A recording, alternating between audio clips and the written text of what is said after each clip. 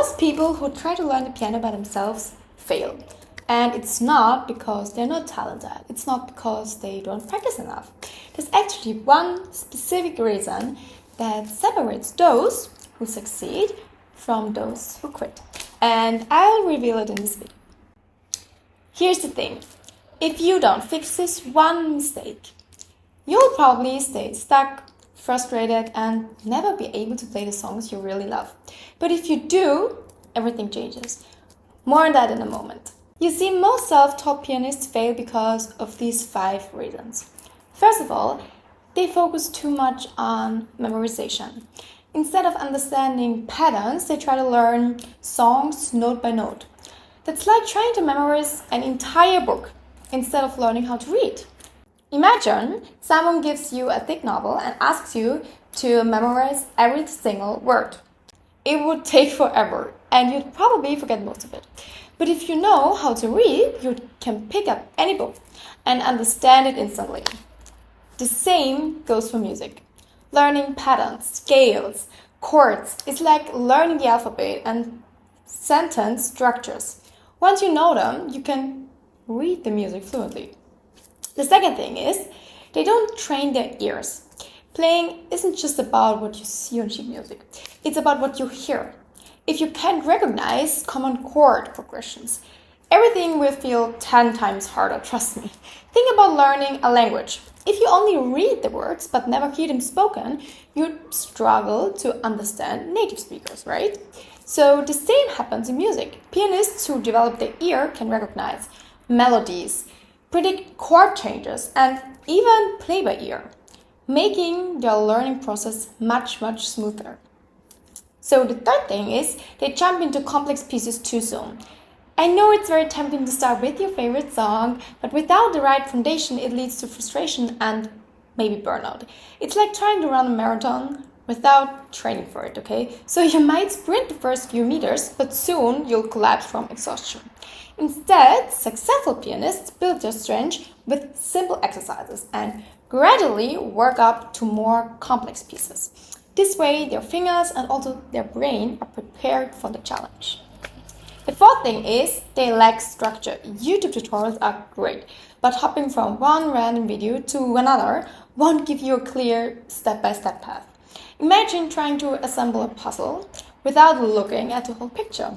Okay, so you pick up random pieces hoping they fit, but without guidance, you'd feel lost, right? That's what happens when people learn piano without a structured approach. Having a clear method really helps you progress consistently instead of getting stuck, okay? And the fifth reason is they ignore the rhythm. Playing the right notes means nothing if your timing's off.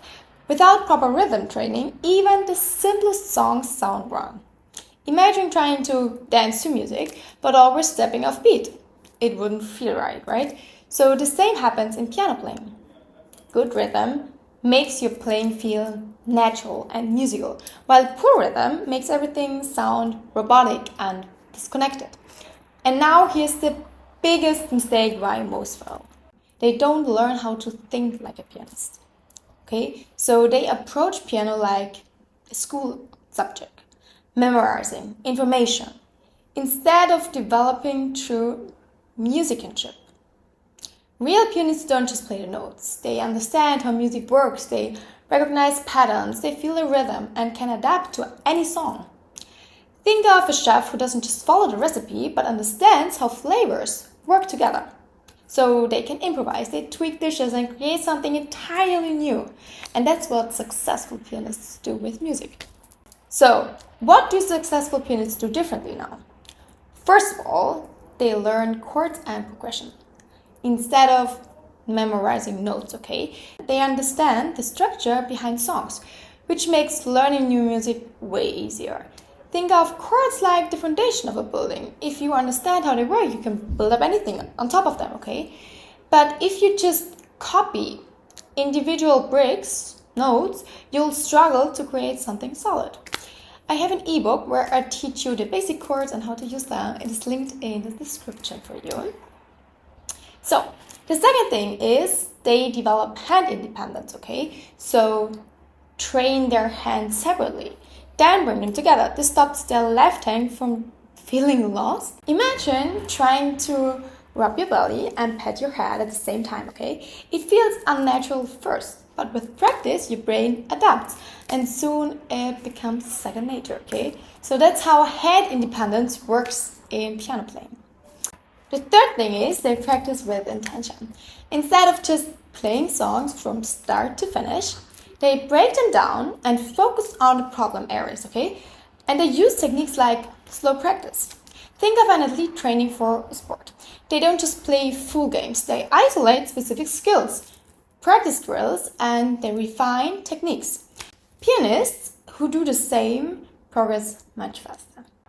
So now you know how to actually improve as a self-taught pianist. But here's the problem. None of this will help you if you don't have the perfect practice routine, okay?